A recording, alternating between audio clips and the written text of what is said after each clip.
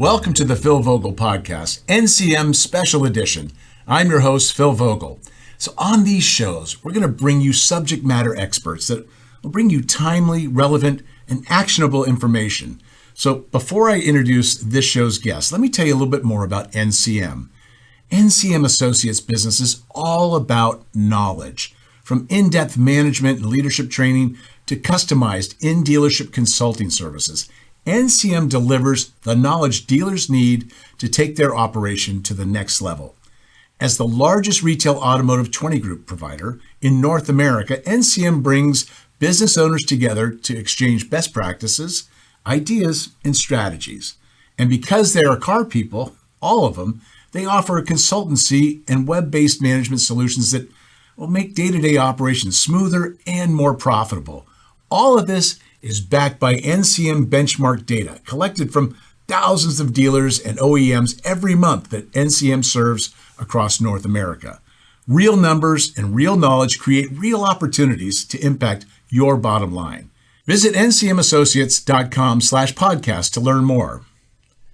There's been a lot of interest and talk of late around the CX, also known as the customer experience. Our guest today, Tom Ryan, has been at the forefront of this for much of his career. Tom's probably best known for his many years with the Walser Group. Tom is Vice President of Sales for Fuse Auto Tech. Welcome to the podcast, Tom.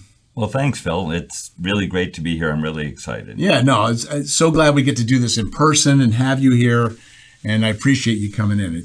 I'm really been looking forward to this. So let me just get right into this. What makes your phone ring? It's funny. I was smiling as you were kind of going through the intro with all the years at the Walser Automotive Group. Right. I spent 30 years with the group in all capacities. The lion's share of it was in training and development. I always joke after 30 years, and I'm actually related to the group, I always wondered whether I had any marketable skills or I was simply related. And so one day I went in and quit and decided to go out, and convert dealers to a upfront pricing model and single point of contact. And so when you say what makes the phone ring, it's almost always around one of three things. It's upfront pricing, it's what we call single point of contact, or for sure digital retail, meaning the disconnect probably between what the OEM anticipates the online experience being and what really happens in the store. Right. So you mentioned, what I asked you what makes your phone ring, but what are dealers asking you for right now? I mean, what is the hot thing that our viewers and listeners of this show that they can actually take and, they can reach out, call you or reach out to somebody, but learn more? I think it's probably, I would say, digital retail, and that's a big question or a broad spectrum of things. And so the OEM is very specific about what they expect from an online presence from our dealers. Right. Where it changes is that it's really about 1% of the customers are actually pushing a button to transact online. When you look at the Vrooms and the Carvanas, which sold 400,000 cars last year, which is a really, really big number. But that's really 1% of the 40 million used cars that were sold. Right.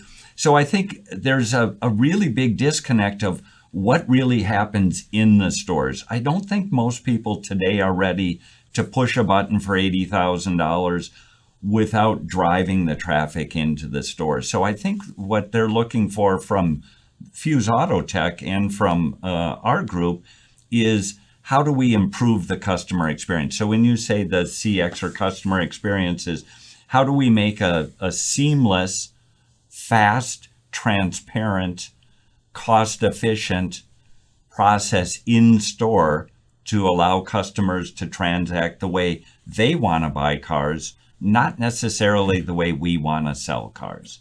Yeah. And I think that's the lion's share of our focus. So that and again, kind of unpacking that is a number of things. So there's processes that need to be developed. Right. For sure, there's people.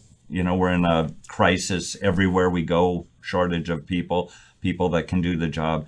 And specifically, what are the technology options that are available today to expedite that process. So you mentioned, so you got people, the processes, the technology, right? Yep.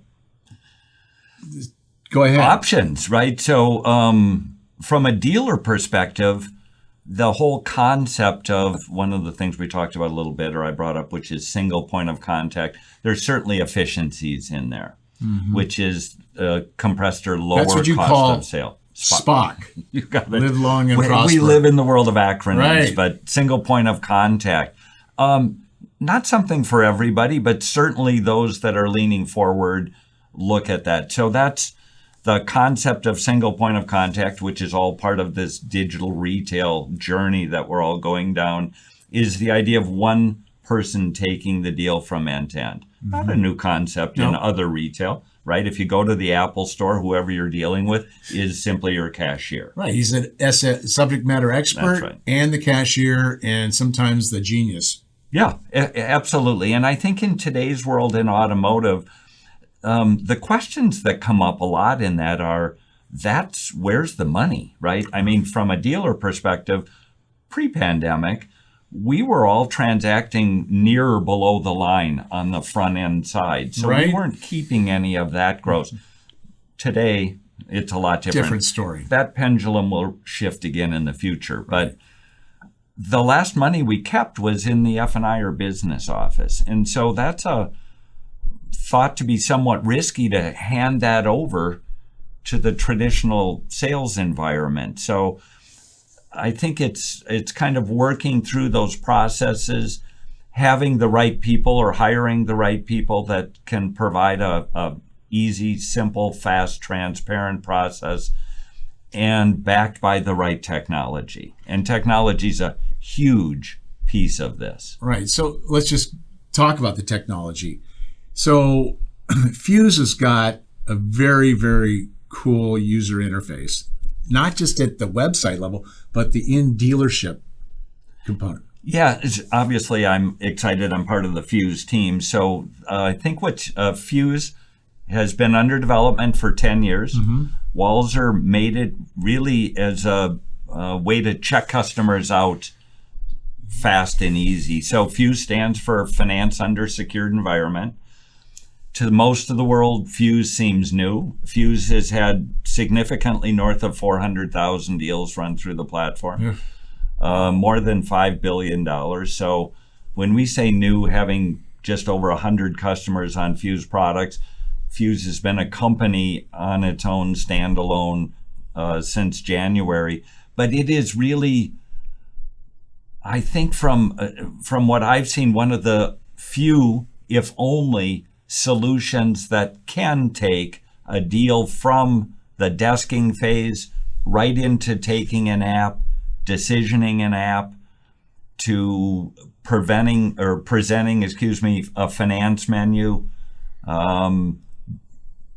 pushing all and developing the documents into the signing ceremony, signing, and then pushing them back into the DMS and funding the deal without any duplication of data entry. And so from a time perspective, that's a really, really huge deal. Right. And so, I mean, time is money, and certainly in the customer's perspective, they're looking for a seamless, more streamlined, transparent, frictionless kind of environment, right? Yeah, and I think it's twofold. So I think the consumer side of it, the customers have been ready for this for years. Excuse me.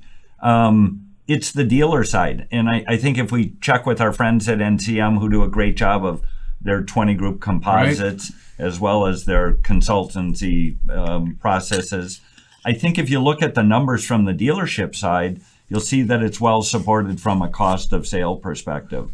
The fear is, are the numbers going to go down? Right. So I think if you develop the right people, the right processes, and then have the right technology solution, we have proven at Walser, that's one of the really cool things about the Fuse, is that we have labs, nearly 40 of them, that we can go back and try things out. So other technologies. In the stores, right? Yeah, because that's what we're car dealers right? first.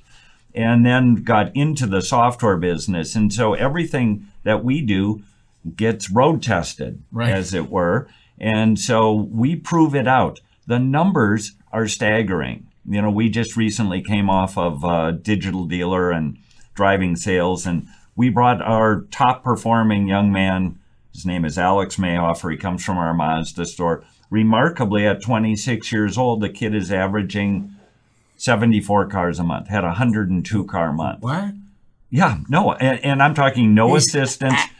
Averaging? Averaging. He's not a one-hit wonder? No, and not only that, his VSC penetration is significantly north of the NCM benchmarks. It's significantly north as far as his PVR on the back end. So and when you look at that edge to, beginning to end? All of it.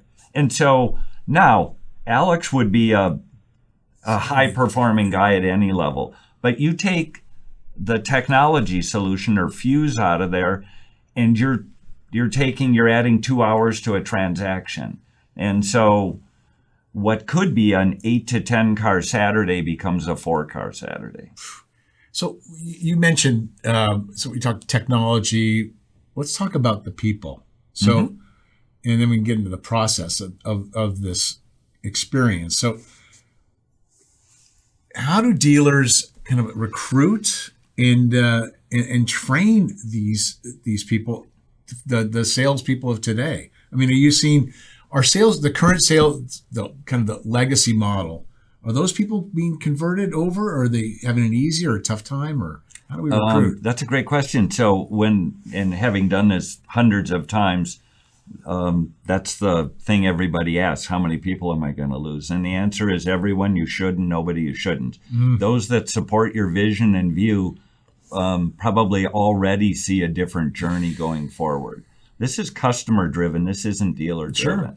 And so I think the answer is there aren't more of us that got in this business to make a huge living, to work a lot of hours, that saw it as a career. Today, it's work-life balance. Right. It's, it's 40 hours a week. If you can hire the people these days, right? Yeah, and it's all the other, it's pet insurance and all the, it's all the things that they weren't around when we were starting in here, but that's who we're after today. And if and I would invite dealers too, is part of having these labs is we get people that come up to see this. So this isn't something that exists only on paper. Come up and see it. We'll take you through the whole thing, but we seem to be able to hire people. We have very, very low turnover when you have the right profile. What kind of people are kind of gravitating towards this new experience? I joke with everybody and say that they look like your fairly average softball team. There isn't anything from an outwardly visual appearance that you would say makes them look unique or different. What they are generally is very upfront, transparent, hardworking. You met Alan, who his daughter recently started with us. She's an esthetician by training, decided that she would get into sales. After 30 days worth of training back in the store and some of it at corporate and going through the Fuse training, she's been averaging 29 to 30 cars a month, 5 months now in a row. So we can't say it's a whole career. But this is a woman that customers don't feel like they're going to get ripped off, jacked around. Right. Today, it doesn't matter who you are. Prices are fixed. Everyone's one price today. Could that change in the future? Sure. Yeah. I would say people are more value priced. So there's little bits of room there. But what they're really looking for is someone that I can trust, that I don't have to take hours, that can be a product knowledge expert, that can get me in and out of here and make it simple, fast, and easy. And I think with this model, there seems to be enough people that can do the job, that want to do the job. It's an exciting opportunity for everybody. It's still great money, work-life balance, cool products. Everyone loves cars. They just don't like the way we used to sell cars. Right. So speaking of, let's just talk about the process then, because that process has been, beaten over and beaten down over the years by everybody. So we talked a little bit the other day about culture. and what have you. So what process has to change in the store, and how is that kind of handled by the team? Well, from a technology solution, none, if you don't want it to, right? So you could take Fuse as a desking tool and simply it searches over 800 lenders, right. all terms, all rates. So from it's a desk manager on steroids. If you want to have the desk manager take the app and do all of that, the tool simply works for it. If you wanted to use it, you're not required to go single point of contact to use it. You could. So the dealership drives those decisions. But from a process part of this, it really depends on the dealership's vision of what the future is for them. You know, we laughed about it. My first 30 years were 1 year 30 times. It didn't change a lot. Right. Today, with everything, it's changing so fast. And the way that people, I think there's a big appetite for online search, online information, online configuration. But I think there's a reason why Apple spent $70 billion or whatever the number was to, build all these Apple stores. They still want to drive, they want to drive traffic. Right. So let's talk about that. So, I mean, is it online versus in store? And I mean, do customers want to buy a car online, or they want to avoid salespeople altogether? I mean, the traditional experience, where is it going? I think that's a great question. I think it's both. I think that it's about 1% of customers are pushing a button and buying cars online, and it's got to get to 3 before it gets to 5, and 5 before it gets to 10. And I'm not sure how long that's going to take. I think that that's where the information is. I think it's where you and I go to search everything or to buy everything that we buy.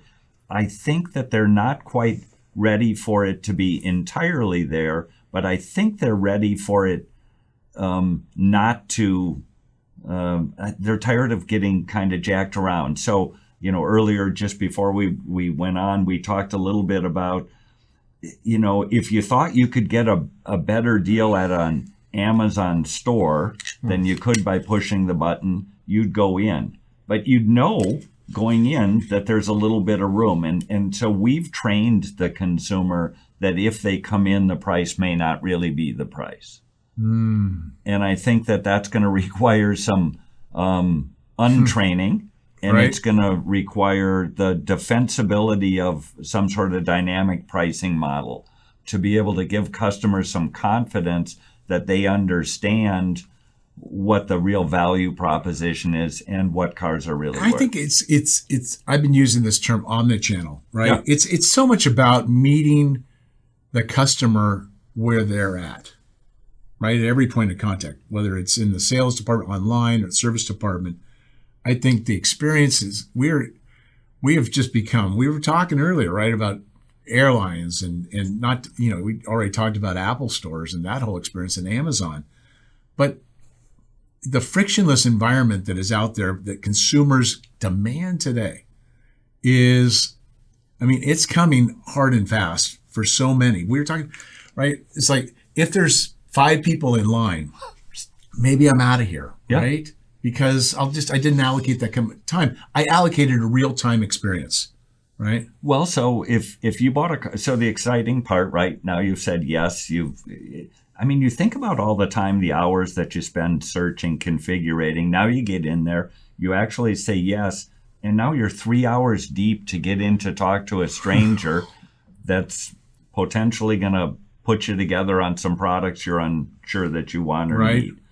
And so if you could deal with the same person, people pay a lot of money to go faster, right? That's Fast Pass at Disney or whatever, to go to the front of the line. And so I think that it's certainly not a new concept. It's the concept's easy. Building the processes is relatively easy if you know what you're doing. And the technology has been built for us. And so I think the combination of them is, it's certainly the direction the business is going. So going back to what makes the phone ring, it's digital retail, it's technology, it's upfront pricing, it's single point of contact for sure. Tom, you nailed it. I knew that this interview and this podcast was going to be everything that, I had anticipated. And, I think that you've kind of laid out some real options for people, but you've also addressed a lot of our audience's concerns. How do people reach you, and how do they get in touch with Fuse and what have you? FuseAutoTech.com. Right. We've got a website. Tom at FuseAutoTech.com, or certainly on LinkedIn. And we would love to set up a demo. Sure. We'd be happy to have people come visit. We're out of Minneapolis. And so I really encourage people. There are lots of solutions out there. Mm-hmm. There's a lot of, sort of good questions and some answers to those. But it's an exciting time to be a car dealer right now. And we'd love to be part of that journey with anybody who's interested. Thank you so much for being on the show, Tom. I really appreciate it. And thanks again to NCM Associates for their sponsorship of these special edition podcasts. Thank you, Tom, for being on the show. Much appreciated. Be sure to like and subscribe to our channel to get notified when a new episode is up. Until next time, see you down the road.